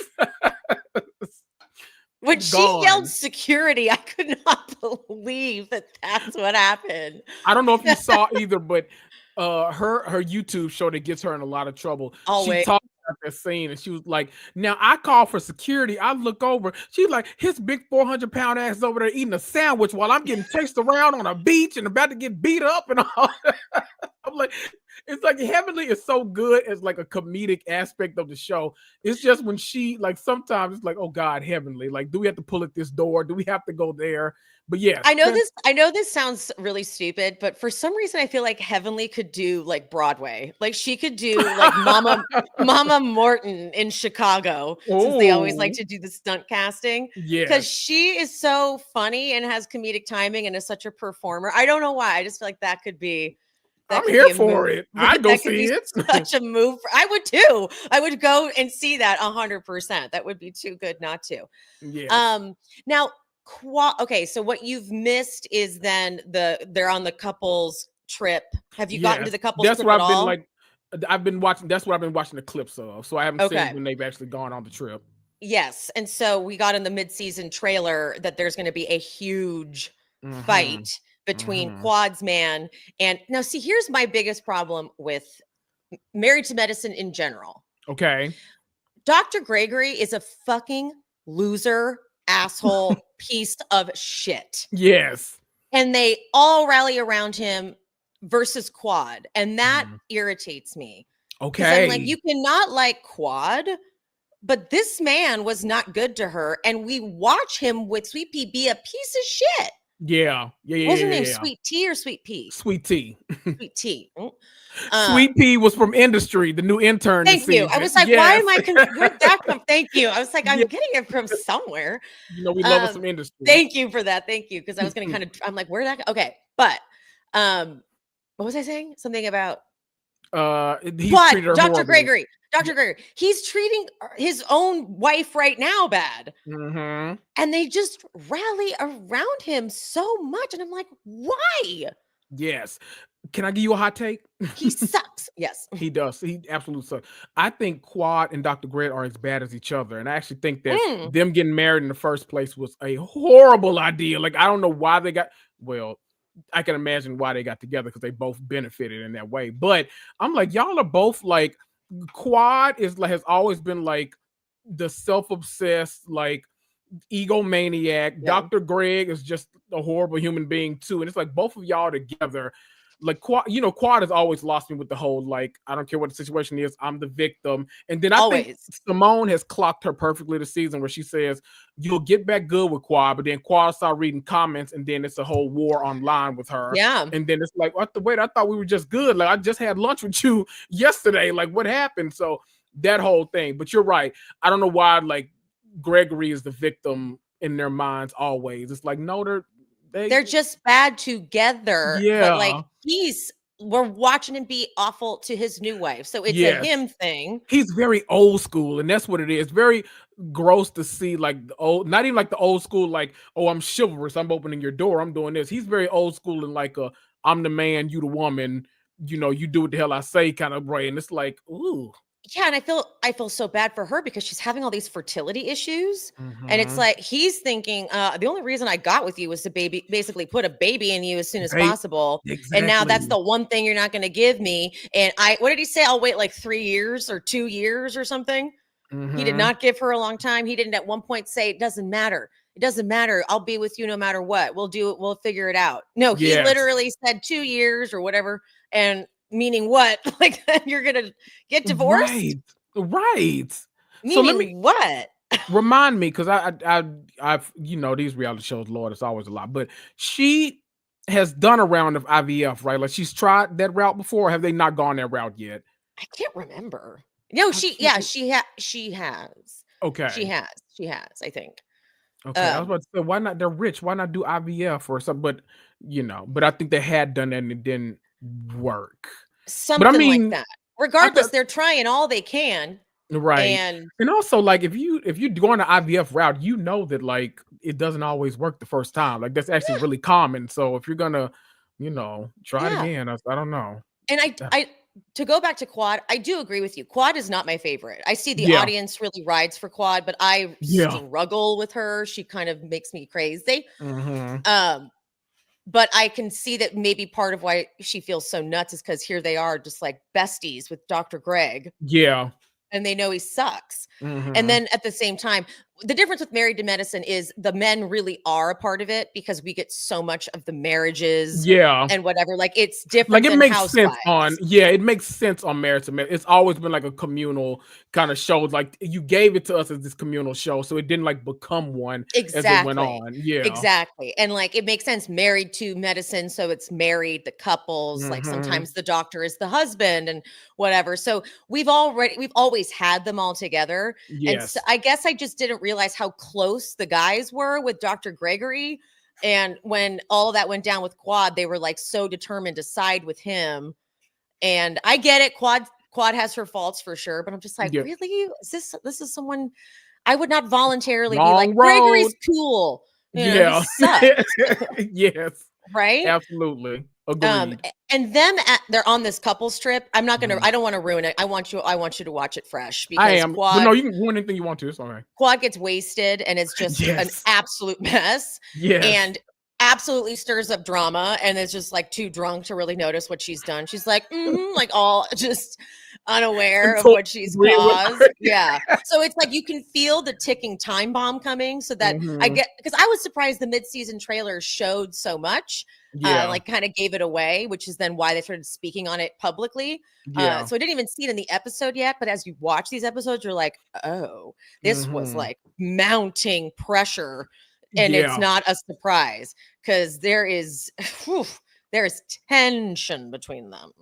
Tension. It's a lot. Okay, now let's get on a lighter topic, and we're almost done. I swear to God. Traitors. Yes. Traitors. Okay. I at first. Wait. First of all, what do you think of the season? What do you think of the season? Just overall. It's just not as magical as last season. Yeah. It's just not. And well, I mean, look where they cast it. I know, and it really feels like this is all they could get because of like scheduling or something. Right. You know, like they're like, this is our wish list, and then they had to whittle it down because everyone was like busy or something. So like this is who we were left with. So it's just not as magical. Yeah. I didn't get Carolyn's energy at first, and I kind of was like, I don't like it. But then as the season has gone on, I'm like, okay, wait, I love her. She's nuts. Yeah. I definitely she was definitely she's grown on me. Yeah, definitely a grower. that voice of hers. I was like, this cannot be her real voice, but it is, and she's just crazy. Initially, I didn't think she had a backbone either, but now she's starting to show it a lot more. So I was like, okay, you have to get comfortable for a while before you finally like are ready to like come in punch it, and that's what I like now. And it makes sense too that she's like she was observing more. Yeah. And that's good gaming, right? Like not being too like, and Danielle, unfortunately, is doing a very bad job as a traitor. She's not nailing it. That's for sure. She is not getting it. I loved Boston Rob getting out because he was kind of driving me a little crazy. I was like, you're a little too cocky, but I didn't like the China shop. Yeah, exactly. I didn't like that Tom Sandoval was the one who was right. And little Dylan was wrong because we love Dylan. Yes. We love Dylan. What was the misguided? Misguided was Bob's like, that should be your drag name. And so then he changed his profile on Instagram. His bio has misguided. And that shows he's an ally. And I love him for that. We love it. But yeah, I didn't like that Dylan was like, fuck it, Tom with his dumb ideas. And it's like, no, I hate that Tom is right about this. Right. But now here's also what I'm going to say. And I'm sorry, but I can't help it. Tom has actually made me laugh once or twice. Okay. Oh, you want to know what it is? Here, I'm going to have to defend myself. I can't just say that and let you say, because let me explain. Okay, please. Because here's the thing about Tom. You kind of, if I didn't know anything about Vanderpump Rules and I was just watching this show, not knowing enough about Tom, you kind of need the guy that is nuts and no one likes, but doesn't care. Yes. That doesn't care and is just like still going to say it. Like all these moments where he looks insane. And I think what I'm laughing at more is the way they react to him. Like when he pulls Brittany over and he's so over the top and he's like, listen to me. All right. And she's just like, oh my God, okay. Like, and then in the interview, she's like, oh my God, my head hurts from that conversation with Tom Sandoval. Right. You need that. So I can see him doing more competition shows like this where he's going to be this guy.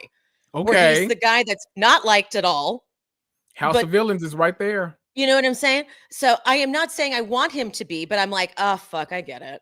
Yeah. That's what it is. I'm like, because not everyone has that attachment that we do where we're like, we fucking hate him. Right. But I can see why I could see a casting agent going, yeah, that he'd be good for whatever. Cause he's going to be the idiot, but not an idiot.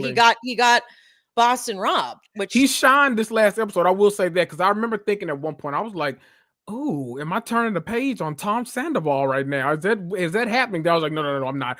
Yeah. Stop it. Stop, Kendrick. No. Stop. No, I think for me, so I still love the Traitors. I look forward to it every single Thursday, like all of that. Yeah. My issue with this season is that I want to root for the Traitors, and this season I'm not doing that. Oh, good point. That's really what it is. Because like I'm like, and what's crazy is that's a good way to word it. That's exactly what it is for me, because when it first started off, I'm like, oh my God, I love this. Bob the drag queen. We got Danielle from Big Brother, who's one of my all-time favorite Big Brother players. Like, you know, I love the people from Big Brother that they pick every season. You know, I was a huge Dan Giesling fan. He's my all-time favorite like male player on Big Brother. I love Janelle, my all-time favorite female player in Big Brother. Like I was excited. So like when they got Danielle, who is if y'all don't know, the greatest Big Brother player to have never won the game. Like she should have won her season, but the people were so bitter that they didn't vote for her. And so she was way back on season 3. So that goes to show you, like she was playing this game well early. And so I was like, this season was built for me. Like I'm great. I'm going in. Right. This is fantastic. Each week or each episode goes by, I'm like, I want the Traitors to get caught. Like I want each one of you to get caught. Wow. I could not explain it better than that. That's exactly it. It's crazy. Like last season, I was like, oh my God, protect Phaedra at all costs. I want to put like an energy bubble around her, the aura. Like I don't want her to go anywhere. But these guys, I'm like, God, I hope you get Danielle. God, I hope you get Boston Rob. God, I hope you like every single time. And I'm like, why am I not rooting for the Traitors? I hate that. You just nailed it. That is exactly why it feels different. is like all the traitors. I don't want them to be traitors. I don't like it. I just want all the faithfuls to get there and get the money at this point. My God. Yes. Yeah. It's Boston Rob was too much, maybe. I think it was like he was too intense to have in there, and like I don't, maybe I can't figure out exactly what it is, but that is so it. I do want Carolyn to win though, at least that part. Like I'm like Carolyn, I want her to stay a traitor till the end. Like because she's not playing the game wrong. Right. Danielle, that was a weird round table. She was kind of weird at the table. Yeah. With Danielle, I was like, you're giving it away, but no one seems to be catching on. I think Danielle's days are numbered though. Yeah. And I think at that point, I'm ready for Carolyn to finally be able to recruit somebody. Like I want her to get somebody now. And who do you think would be a good pick though? That's what I can't decide. I know. She get so also someone that grew on me, Gabby. I didn't like Gabby at first because, like, again, the voices. Like, I'm like, these can't be their real voices. Like, there's just no way. I actually loved her season of The Bachelorette. I thought it was one of the best. Was that what she did? The Bachelorette. That's right. Yes, okay. I actually don't know because she was on Clayton's season of The Bachelor, and That's Clayton ironic. is the one that had that baby mama. You know that whole thing. But her season of The Bachelorette, I purposely do not go into Bachelor Nation like territory on social media because that's a dangerous place, baby. That is I don't go there. So I don't know how that season was well received.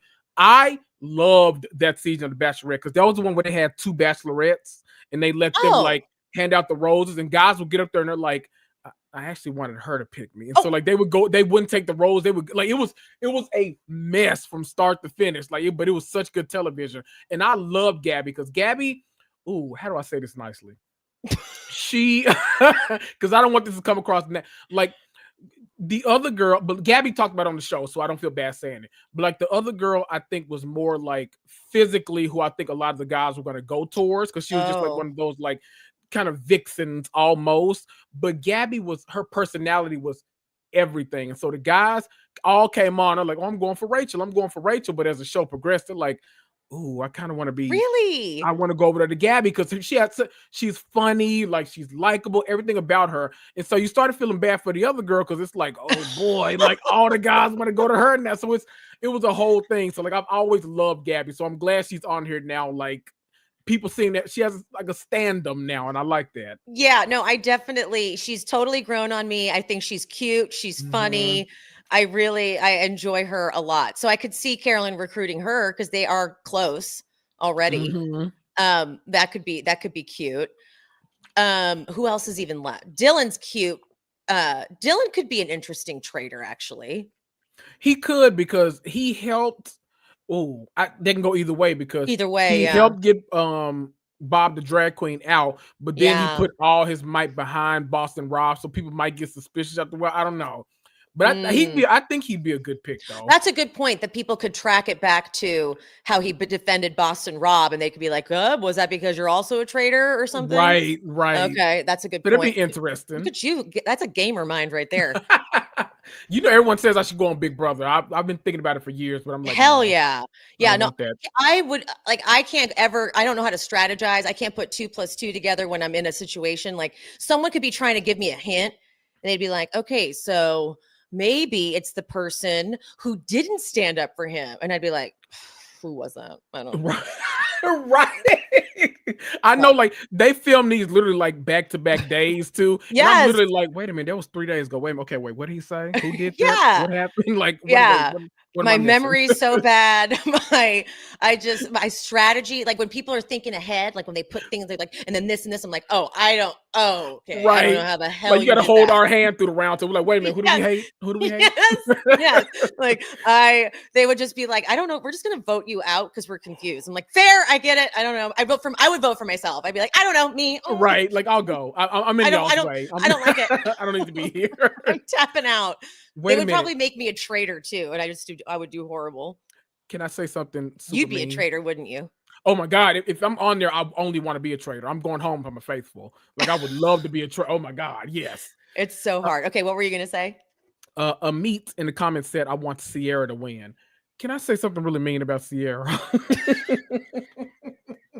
Like I don't have a problem with her winning, but Sierra has now made a habit because this past episode she embarrassed me so bad, like throwing her might behind Boston Rob so heavily, and then Sierra has now kind of made a habit out of letting white men embarrass her on TV, and I'm kind of like, oh. At this point, I'm like, oh, sis, like, I want you to rehab your image at some point, because first, it's one thing, like, you let Austin do it at first, and we're all like, really, tall Kermit? That's who you let embarrass you? Tall Kermit. And then you let Wes do it, and now Boston Rob of all, like, okay, like, can we go a different direction? Like, let's just, like, what are we doing right now? I'm sorry, I had to get off my chest. I'm sorry. Amazing.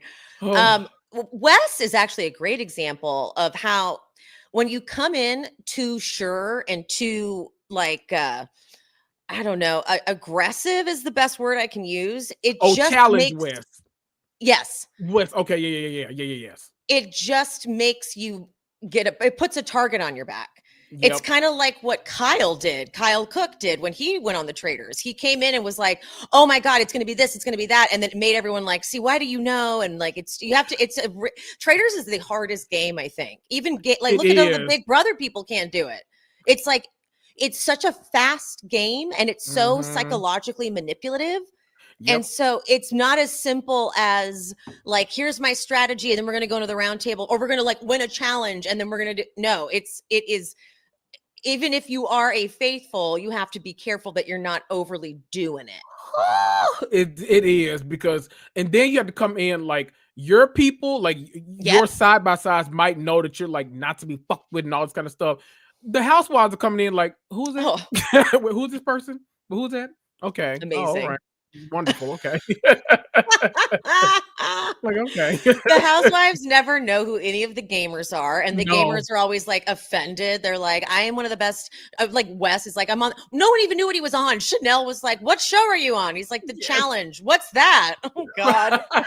Yes. She also didn't know what the hell Survivor was. She's like, what is that show? Like, she thought that they were talking about being survivors. Like they were survivors of something. Survivor, I'm not gonna give And they were all like, they're Survivor too. And they're like, she's like, cool. Everyone's like, wonderful. Great. That's so her. I think it's done that they vote the housewives out or murder the housewives so quickly. It's like, that was another problem with this season. Right. Like, it's so stupid because of all people, if you're a traitor, why? Like, okay, I get if you think there's power in numbers. Sure. If that's your strategy, okay, that might make a little sense. But also, there are how many Survivor people? There are how many gamers? There are how many like, that makes no sense. And if I'm going to target a group, I'm going to target the one that does this for a living. I'm going to go after Wes. I'm going to go after all. Like, what are we doing here? Like, it makes no sense to go after Dorinda and like Dolores and Robin, like Ion. Like, what are we doing? Like, I wish Caroline had been able to explain herself better, because what Caroline was trying to say is she's a shield for us, because everyone's going to keep thinking that she's a traitor. But she couldn't get the words out. And so Danielle I just thought it was a dumb decision. You don't want to murder someone who's causing a scene. You want them around. Yeah. You know, you just want to they'll do the dirty work for you. Like, let them do it. Exactly. They'll pull the focus over there. And at some point you can just throw it onto them in the round table. Yes. You know, like, Dorinda, you're being awfully vocal all the time. Like, you can do that when you need it, but to get them all out back to back, I'm like, guys. Yeah. We need a better crop of housewives next season. Like, not to say like I didn't mind like this, but like I need ones that like of a different mindset. Oh my God, I love Nene. I want like her, Kenya. I think Giselle would do so good on here, because Giselle's gonna come in. Candy, like, that's the mindset of a house. Candy would be funny because Candy's so competitive. Oh my God, she is so competitive. They'll be so good. I don't know if she'd ever want to do it, because at this point she's got like Broadway shows. Oh no. If they offered Candy Traitors, she would run to do it, because out of everything. She's like, no, put Broadway on pause. I'm coming over here to do this for a couple weeks and I'll be back. Like, because she has fun, like she loves competing. She gets and like that is my favorite candy. Competitive candy is my favorite candy. She would be so good. Like during the challenges, if they weren't getting it, she'd be screaming at everyone. Oh my God, that'd be so funny. Yes, and not only that, I think that she would probably be a traitor too. And I think that would be perfect. I love it. Oh, I love it. I love it. I love it. I love it. That would be fabulous. Get candy. Get candy. All right. Last, and then we'll be done. Sorry, the longest welcome back ever. We had a month worth of topics to talk about. So I know we did. Right. Love Island All-Stars. Are you watching? I'm okay. Okay. Y'all know Love Island is like that's my programming. It's always hard for me to start a season of Love Island All-Stars because I don't think as a concept it works. Okay. And the thing is, their idea of an all-star is someone who I usually hate on the show. Right? So like I don't want to watch Scott.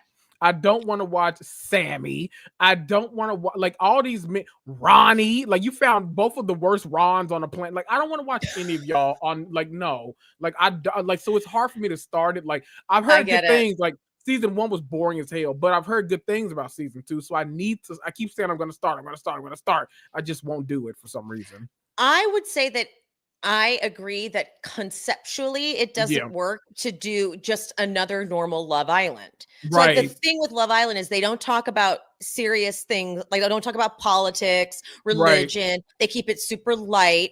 And if you're going to bring people back to do All-Stars, I think they should open it up a little bit and let us get to know them more and be less strict with all the rules, because like they already know it. It's kind of like I don't need them to go into like the hibernation of it all the way they do the first time around. If we're gonna see them again, let's like mix it up. We don't need to be so produced and careful. Let them have their phones. Let them have their phones. Let the drama start, man. Like because if you're gonna see what it works, if it works on the outside, like when you come out of Love Island and you see if it works on the outside, it usually doesn't. So let's go back into the show and like get everyone together, but I don't know if that social experimental side of it needs to be involved because it's just very limiting.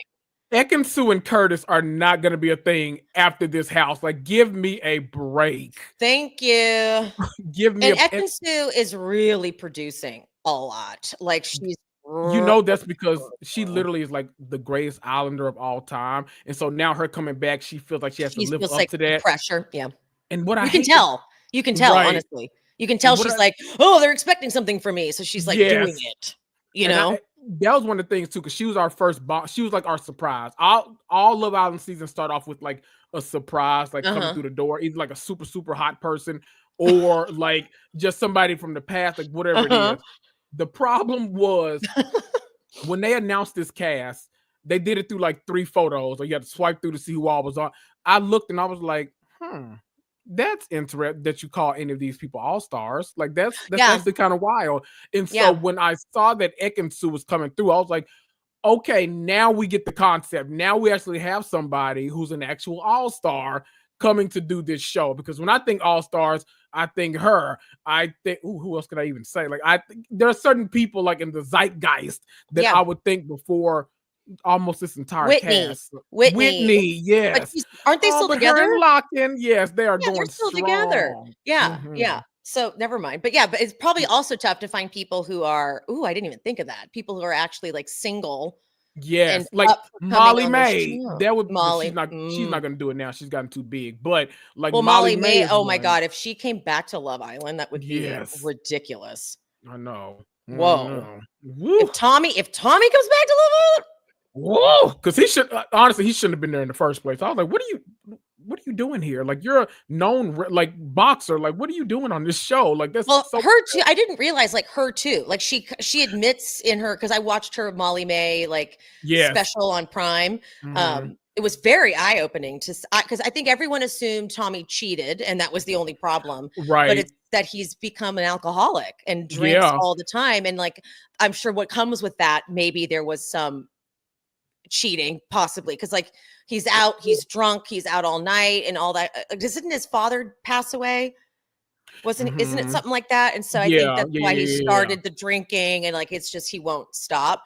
But I didn't realize, she says, like, at first I did do Love Island for the publicity. I did, but I never doubted Tommy and Molly. Like when I watched the show, because I had to go back. They were our North Star. Absolutely. It's like, are you kidding me? Like they were everything. So when that breakup happened, it was like, we're like, we don't believe in love anymore. Because for y'all that don't know, like this was like after marriage and kids. Like they were our people that like made it. We were like, oh my God, if they were the equivalent, for those that don't watch Love Island, they were the equivalent of Lauren and Cameron from Love is Blind. Like those are our people where we're like, oh my God, anything is possible. That show has gone too far off the rails where nothing's possible anymore. But seeing their love first season was like, okay, I believe in love again. Let's ride this shit till the wheels fall off. Bonnie and Clyde, let's do it. So that's what it is. Like if Molly Mayer Tom were to come back to the show, it'd be wild. But like it would that's be what I think of incredible, though. Oh my God. Can you imagine? Can you imagine? You're kidding me? But it also wouldn't make sense too. Like that's the thing. It's like it's a really specific type of person. Like anyone who's become too big, that doesn't work either. I don't know. I get what you're saying, and that you want to see these people again, but which ones are we seeing? And again, it's just, we don't need to have them do the full Love Island thing where they don't know what time it is. And like that is so bizarre that the whole thing. And my thing is, you have a great format. Like you had Love Island Games. So if you're going to bring back old people, do it in a format like that. Because like people thought that was fun. And we got Justine and Jack. Like that was a great pairing on the show. Like, so we get some other things that we can do, and we get them from. Are they doing that show still, or is that show done? They're going to do another one. Yeah. Okay. I think, like I guess they don't need both. You're right. They don't need the both. Yeah. They don't need the Love Island All-Stars and the games, because it's like, you have to give it a twist if you're going to bring people back. You can't just do another Love Island, because it's like, we already saw them do this once. Exactly. I'll tell you this much. Scott, oh God, I can't stand Scott. I can't stay. And now he's sober, and it's he's on a big platform about it and like mental health and stuff. So there's a whole different energy to him, and his teeth are so distracting. It's just one big old row of fake teeth on the top of his mouth now. And it's like, that's all I can see. Let me tell you something. Veneers in the UK. I don't know what doctor is doing all of these, but something like Sammy's back on there, right? With that bad toupee. Yeah. That's him. Here's what I'm gonna say. Like, I am shocked to say this to you, Kendrick, but he comes in already looking for one of the girls who were there, because they've met up and seen each other in their real lives, and like always had a flirtation. And so now that he's got a girl that he's actually really into, not like Jess, where it was just a mess and we could tell he didn't really like her. Yeah. He's tolerable and actually kind of enjoyable on this. I was shocked. I ship him and his couple. I'm like, oh, okay, I think they're good. Yeah. But it isn't that exciting of a show. Like I've missed a few days and been like, okay, I'll get caught up whenever I feel like it. It's not appointment viewing television like last season of, the US one, or even UK. The last UK I stopped watching. Did you finish me it? too. No, that was I was very vocal about that. That was the worst shit they have ever done. I hated that scene. What's his face? What's that guy? On there? Joey Essex. All bad. I was like, nope. Y'all got to really redeem yourself, because y'all have pissed me off to the highest level of right? That's what opened the door for USA to be as good as it was, because it was like, well, it can't be worse than this shit. Yeah, it's true. We couldn't tell any of the women apart. We were like, I think that's a different person, but I can't tell. So I was watching like 5 of the same women talk about people. I'm like, I don't know who this is. So literally, it was bad, because not only did USA have a fantastic season, Australia had a fantastic season. Okay, you're the Pre-recorded, second person though. in a week to tell me that I need to watch the Australia one. Oh my God, this past Australia season was so, I watch them all. Australia this past season was so, and it had me, there were episodes where I was screaming at the TV. I'm like, you fucker, you bitch. Like I was, I'm they had me watching. mad That's it. sometimes. I'm Oh, watching. yes. I'm watching. Because I like watching the Love Islands when they're not American the most. Yes. There's something with the accent when they say the other like, banter just does not sound as good the way we say it. Yeah, That's it's better. It's so much better. Australia, I'll tell you, this season, you're gonna start off, and if you're like me, you were like, wow, this is really weird because I find all of the guys enjoyable and I hate almost every girl in here. And then somewhere it flips because you're like, okay, now I'm remembering men are fucking terrible. So then you go on a journey. So it's a lot happening on that show. That makes sense. Yeah. You saw a TV show that came up on your are you watching Paradise on Hulu? I am. Okay, what are you thinking so far? This last episode, I fell asleep. I won't lie, so I got to go back and watch it. Okay. I'm so glad you brought this up. Okay. I'm actually going to be there's so much TV premiering in February. Like I have to put like a video together because there's so much coming out. Paradise. I have a hard time with that actor. What's his face? Sterling K. Brown. Sterling K. Brown. Yes. I feel like he plays at a level 10 all the time, and he's doing a lot with his face, and he's playing a Secret Service agent. Yeah. And so in every scene, he's doing so much with his eyes and with his face. And I'm like, see, I don't believe you're a Secret Service agent. I feel like you're really pulling me out of it. Yeah. And he just does this all the time. Every performance is the same kind of thing. Lots of face, lots of staring, lots of whatever. So I struggle. He can't do subtle too well. No. Yeah. And as they say on Drag Race, we need levels to the performance. And he's always like there. All like right there. Mm-hmm. Was this a book that they've turned into a show? Let me look. I'll look up while you're talking. It feels very book-like. It feels like this was written as a book because if they came up with this, I'm like, damn, they knew they had a budget. That's for sure. Right. I give it, like, I am now watching it to make fun of it. Let's just say that. Okay. I'm watching it because I'm like, oh, this is just, it's kind of a mess. I think it's a little bit all over the place. It's pretty formulaic. But I love James Marsden. I think he is one of those people that can he's just a darling. I hate saying that, but after Jury Duty, he'll always have a soft spot in my heart. Like he did that. What he said about Jury Duty when it was happening was he's like, I'm working on something that is either going to ruin my career or it will be the best thing anyone's ever seen. And so I thought, I know that he lent his name and agreed to do that project, knowing that he could help get it promoted. And it was a huge risk. And I just admire that he did that. And it was such a funny job. So I love him, but I just think it's just not my favorite. I'm kind of middle of the road with it too. Like I'm watching because I feel like it's the show I'm supposed to be watching right now because everyone's like, is that show with like all of like the critics and stuff were like, oh, Paradise on Hulu and all. So I feel like there's gonna be a big twist or something coming. But if the twist was just that spoiler alert, that they're like living underground, then yes, that I don't know how much that lands. But and that I have so many questions about that. Like I have so many, like it's just a really big thing to wrap our heads around. Yeah. Amit, you'll have to do Disney Plus in Canada. I think that's where you can watch Paradise. Oh yes, because it's a Hulu show. Yeah. And Disney Plus should get you there. Yeah. Yeah. All right.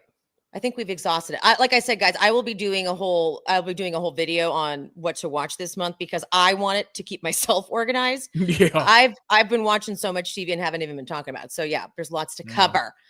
It's a lot. All right. Thank you, Kendrick. We did it. We're back, baby. 2-hour episode. My goodness.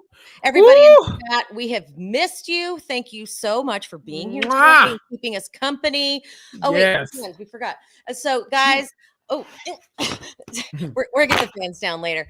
But love you guys so much. Enjoy the rest of your Sunday. Enjoy the Super Bowl, Kendrick Lamar. Woo! Yes, no Potomac, no Meriton Medicine tonight. They both start back next week.